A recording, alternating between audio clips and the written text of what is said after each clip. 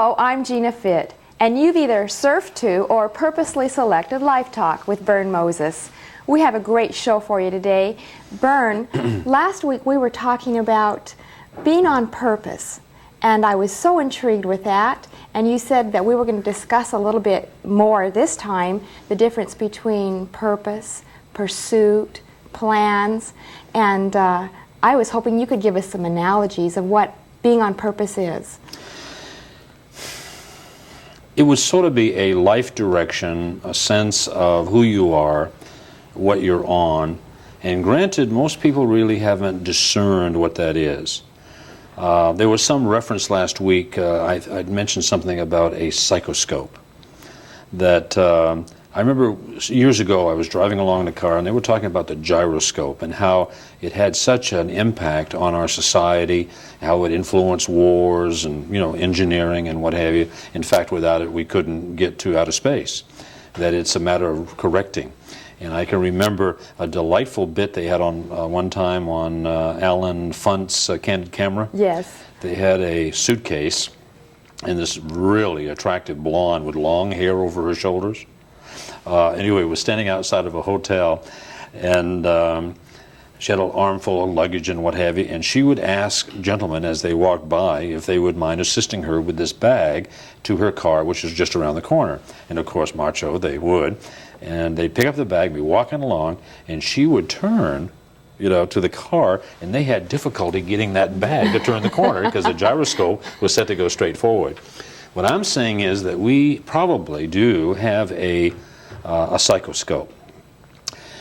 In the research that we had done asking people what they wanted to do, what contribution they wanted to make, one thing that was really fascinating out of 20,000 plus interviews that we would not have found if we'd done the typical 1,200 and permuted within 2 or 3%, you know how we do on research these days? Out of these interviews, it became more and more apparent that if these people that we had interviewed all lived in the same community, that the needs of the community would be fully served. Because we had dentists, there was one dentist who wanted to be a garbage man. Now, not necessarily the man on the truck that threw the garbage, but he felt that was a major social issue, the proper collection and distribution of garbage. And that's something he always wanted to do, but he couldn't because he was directed by parents and peers into dentistry. His father had been a dentist, his grandfather had been a dentist, and I guess he was told that we're not going to pay for you to have an education to be a garbage man. You're going to be a dentist. So he was a dentist, but he never had a fully happy day in his whole life. Homemakers who wanted to be carpenters and engineers who wanted to be pilots, and you know what I mean? But the thing of it is, it became apparent after a while that if all these people lived in the same community, the needs of the community would be served. How would you like to live in a place like that, where everybody was filling their heart's dream? I think it'd be wonderful to be able to do what you love and get paid for it. It's utopia, yes. Eden. You know what I mean? It's incredible. And so, yeah, I think we have a psychoscope, but somehow through socioeconomic pressures and circumstances, money or the lack of it, we get veered off into things that other people want us to do or that we feel that we should do, and we never find that thing that makes our heart sing. And I think that's tragic. And that's what purpose would be about, is to kind of get back. I know... I think I was probably directed to my purpose, and that is to make a difference in people's lives. Because I remember as a little kid going home Saturday night from the movie and literally crying myself to sleep. I wanted so much to do what Mickey Rooney and Judy Garland and some of these people were doing. And I understood the lights and the cameras and what have you, and it wasn't the ham in me, but somehow I felt that those people, if they chose to, could have a major impact on society. And it's true.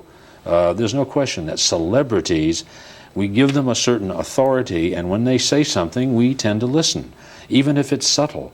For example, I noticed the other day on TV that the Y necklace is really in because that's what they're wearing on 90210 or some other show that I've never seen.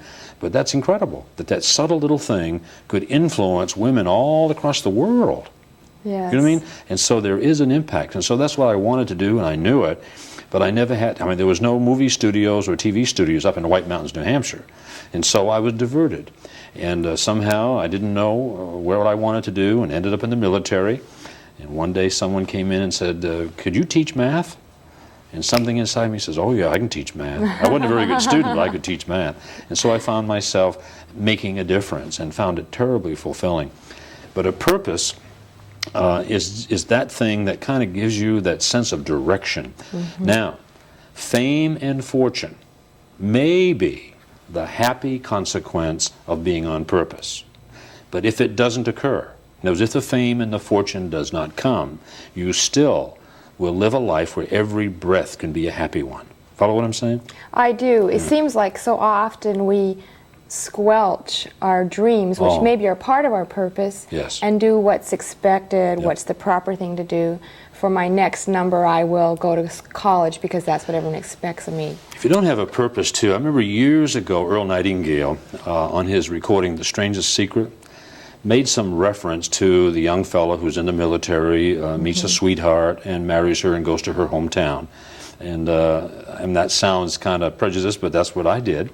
And he gets there and he's kind of hanging around, kind of waiting to get his act together. And one day he's standing outside the corner drugstore and a new young friend comes up and says, hey, when are you going to go to work? He says, oh, I'm getting ready. It's time. He says, hey, they're hiring over at the plant. Why don't you come over and put in an application? I mean, we got a bowling team. We play softball. You know, and so he does that. And he gets accepted. And that's the end of him. You know what I mean? In other words, he gets into that environment. He sets up some obligations, rents a little apartment, buys a little car, a few pieces of furniture, and now he can't venture out. He can't go investigate the world because now he's got, obligations. And so oftentimes we succumb to that. We get a few promotions and we find that we can't go into a field, maybe one of our choosing, and make the kind of money we're making in something we don't enjoy. Exactly. So all my life I've been pulling people out of the job market, if I could, into the entrepreneurial environment where they can be free.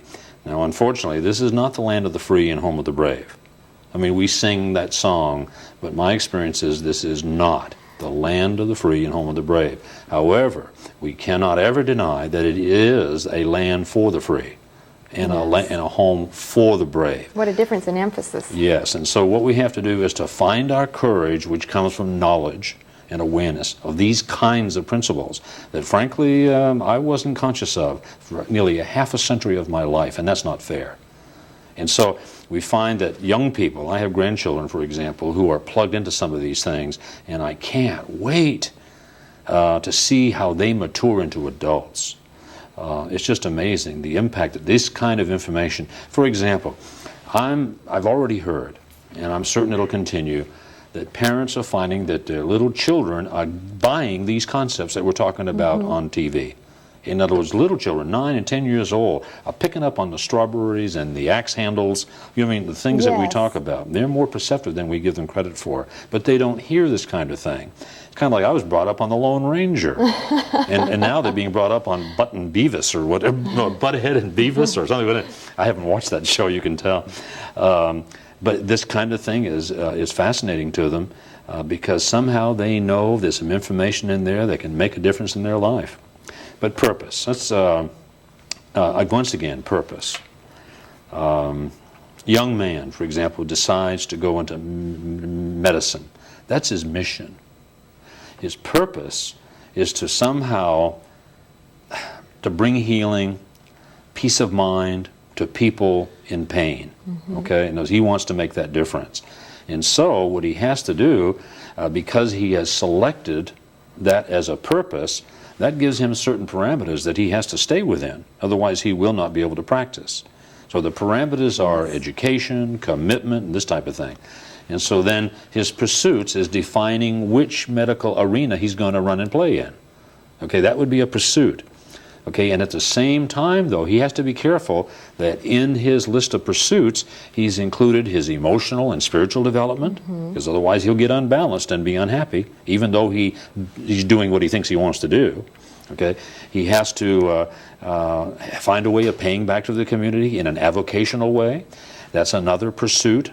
He has to certainly consider his lifestyle as far as his family is concerned. And so those things all have to be taken into account in order to have balance in his life.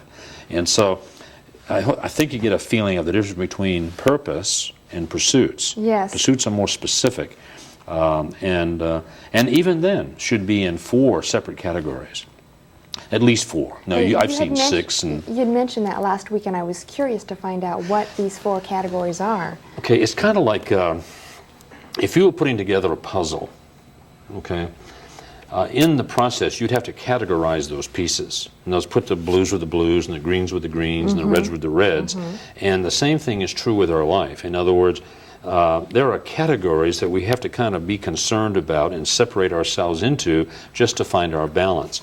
Those categories, one I would use certainly would be spiritual, emotional. Spiritual, emotional. The reason I put those together is that spiritual represents that part of us that wonders. The spiritual side of us connects us with one source, one cause.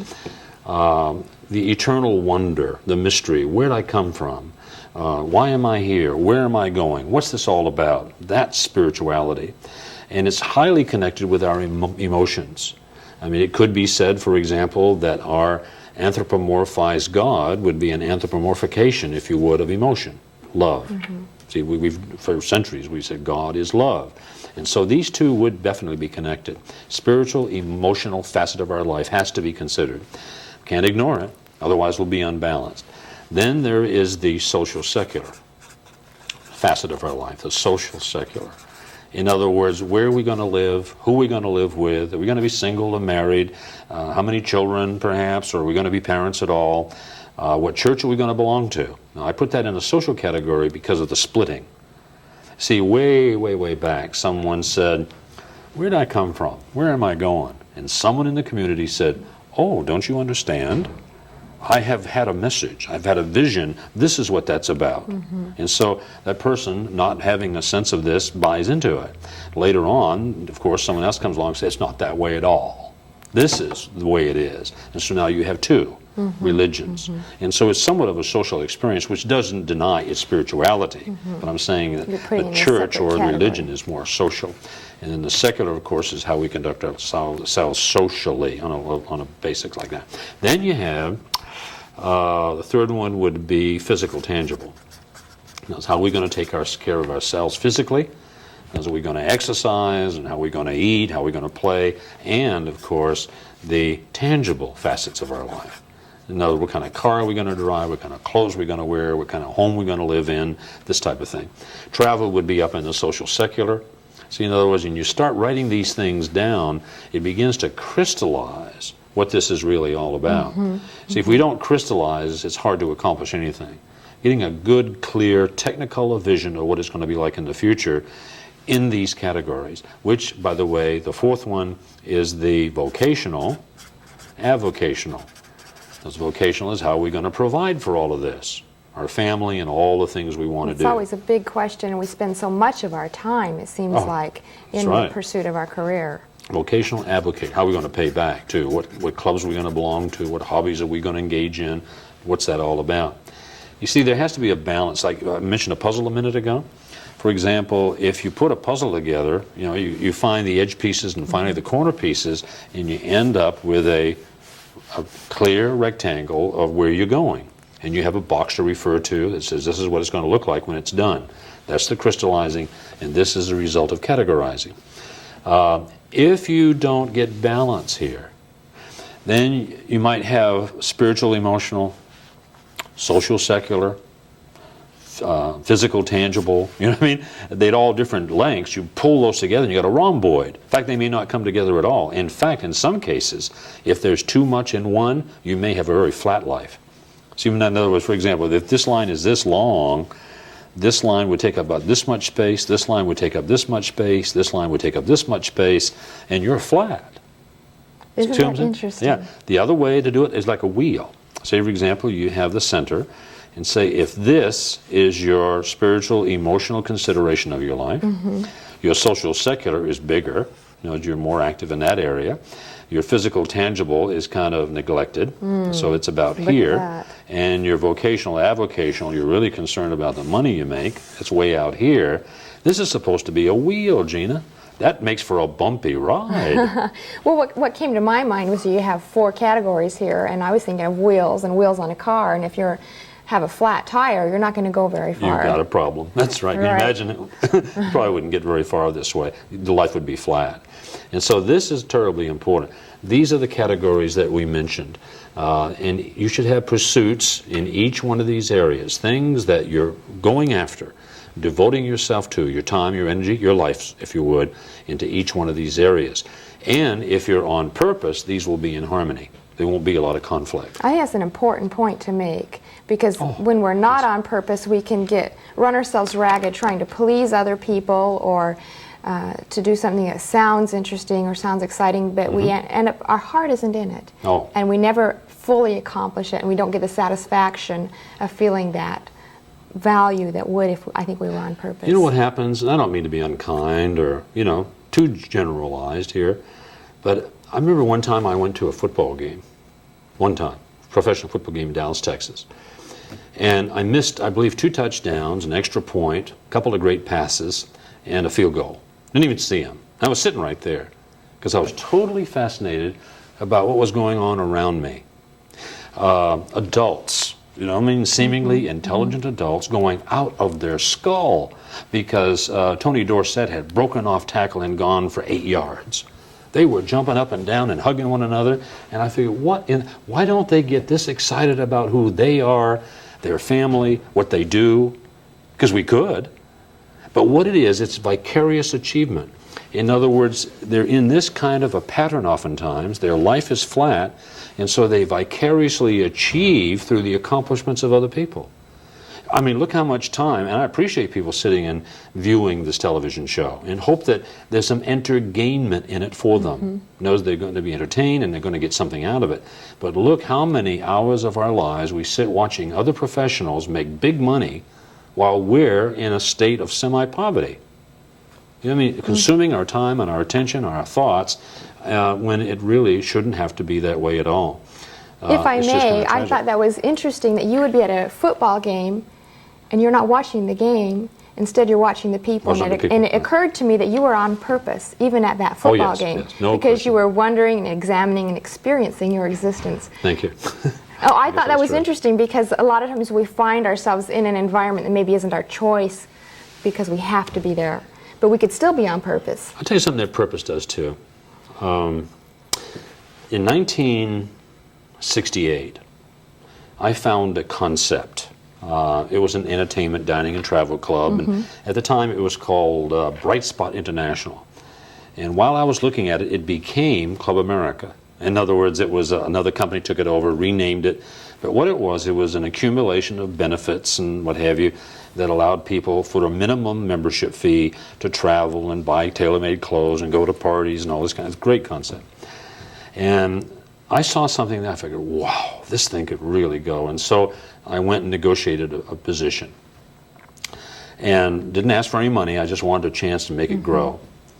And for the next 5 years, we were on purpose. I mean, for the first 9 months, hardly any sleep. I mean, holes in the bottom of our shoes, the car that wouldn't stop, and months behind in my rent, and we were driving for it. And finally broke through, and I was on purpose when we didn't have anything and striving, and I was on purpose when we had everything and thriving. I mean, everything was there. There came a time in 1972 when, for a whole variety of reasons, it just crumbled. I mean, within 60 days, it was all gone. I had 8 pennies left. Oh, my goodness. Objects to art. I mean, everything I owned was thrown into saving this thing. And if I had to do it over again, I'd probably do the same thing because we almost made it. Almost Really? got through. Yeah. But at the same time, having walked out with nothing, I went home that night and we sat down and we began to dream about the near future. And a thought crossed my mind that I can't understand how in 1929, for example, people were jumping out of buildings when they lost their fortune. Why would they do that when they still had their capacities? And my wife at the time was kind enough to say, but perhaps all they had was the money. You have a purpose. And the purpose, it doesn't matter what condition you're in, there is a sense of esteem that goes with that. You kind of know who you are, and it does really help. You're able to differentiate yourself and your own internal value from your circumstances. Exactly. And it does give us a lot of esteem, and I think purpose is terribly, terribly important.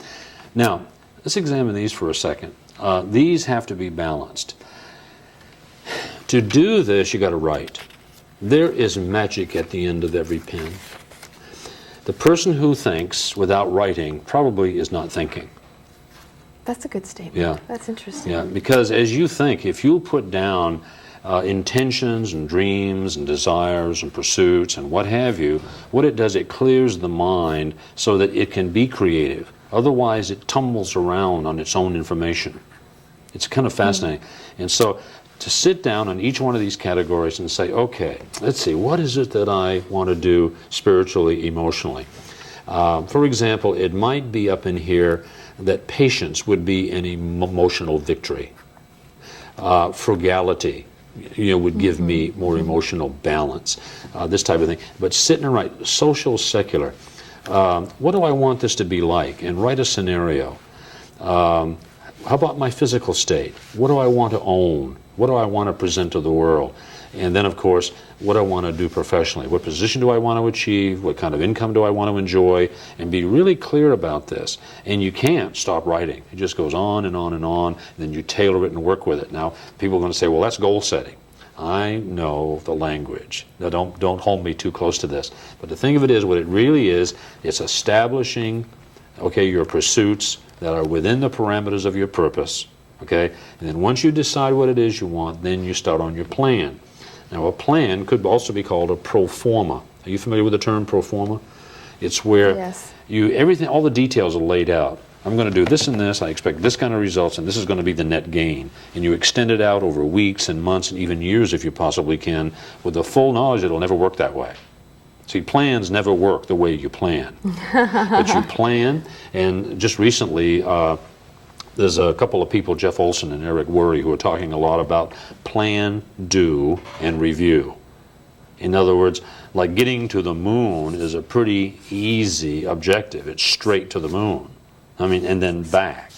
However, in order to do that, you've got to put a lot of forces together and be willing to stay in correction in order to make the journey.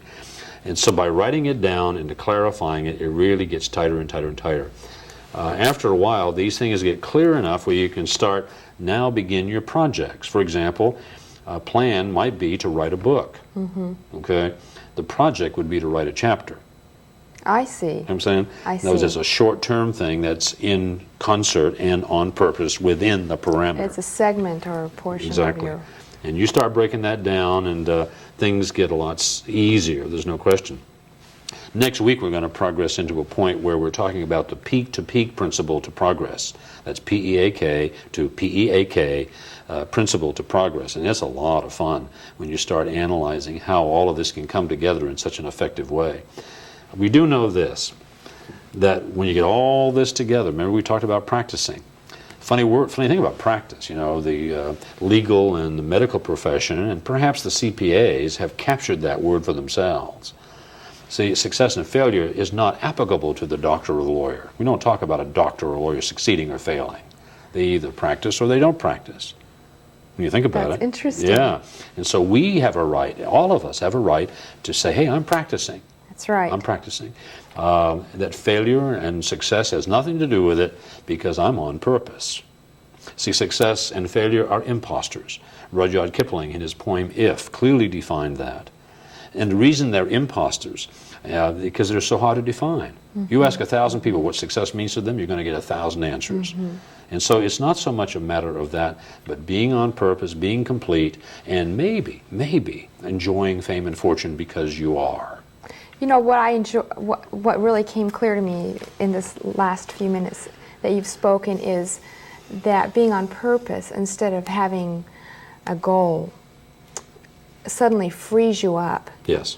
And gives you so much more room in your life to actually be active and to experiment and to progress without feeling pounded. And without a purpose to drive you or to pull you, to guide you, to inspire you, goals fall by the wayside.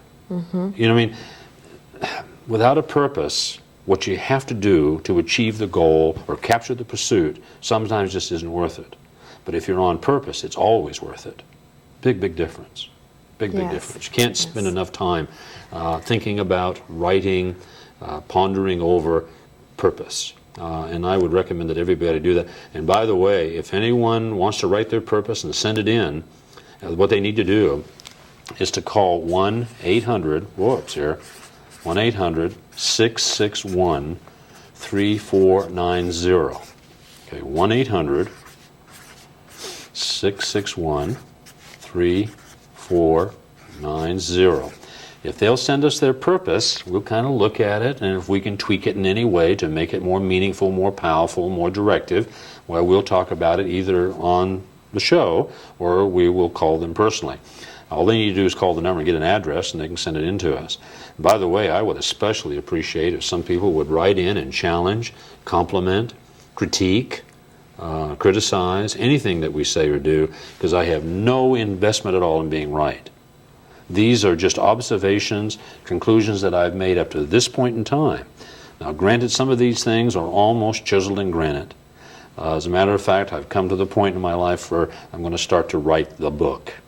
I was pretty Socratic about it for a long time. You know, Socrates never wrote. And he said that philosophy is alive. That if you ask a picture or a sculptor a question, you're always going to get the same answer. See, but a philosopher or a praxeologist in this case, would always perhaps have a different perspective based on today's experience, this new observation, this new perception that's developed. And so I've been kind of putting off that, but we're ready to go. We're ready to go. And because some of these things I haven't changed now in probably a decade to a score of years. And so we're pretty excited about it. I think it's probably time to say thank you to everyone for taking the time to watch us and to think with us. And thank you if they elect to give us a call or write to us or whatever. And I think it's appropriate that I remind them that my name is Bern, and that's Moses. Thank you, Gina. Thank you, Bern. Appreciate it.